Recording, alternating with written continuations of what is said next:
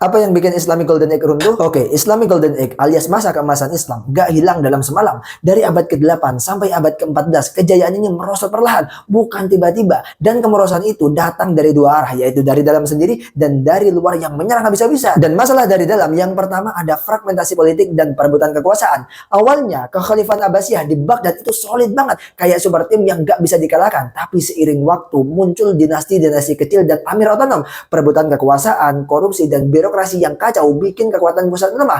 Khalifah cuma simbol kekuasaan nyata di tangan panglima militer dan pemimpin lokal. Kedua, ada stagnasi intelektual dan agama kaku. Masa awal, Islam itu rakus ilmu, mulai dari ilmu Yunani, Persia, India, semua diserap. Tapi kemudian muncul gerakan konservatif yang bilang filsafat dan sains itu ancaman. Ijtihad kemudian ditutup pintunya, inovasi jadi mandek, pemikiran kritis dibenat, otak-otak cerdas akhirnya terkungkung, dan kreativitas pun mati perlahan. Ketiga, kemerosotan ekonomi yang ditandai dengan kehidupan mewah khalifah dan elit yang super boros. Pendapatan negara jadi menurun, ditambah politik gak stabil dari sektor ekonomi, pertanian, perdagangan itu pora-poranda.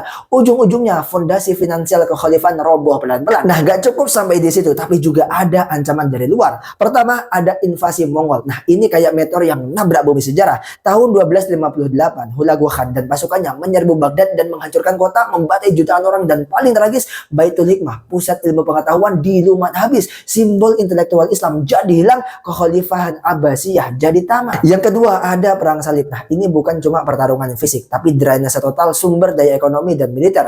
Walau akhirnya wilayah penting gak jatuh ke tangan salib, dan destabilitas politik dan sosial bertahan berabad-abad. Jadi kesimpulannya, kehancuran Golden Age Islam itu berasal dari kombinasi yang mematikan, yaitu perpaduan antara internal dan juga eksternal. Internal ditandai dengan perpecahan politik, stagnasi pemikiran, ekonomi lemah. Eksternal ditandai dengan invasi Mongol yang brutal dan juga tekanan perang salib yang berkepanjangan. Nah, satu kata buat ringkasnya yaitu kemerosotan total dari dalam dan juga dari luar yang bikin masa kejayaan itu jadi sejarah. Seperti itu.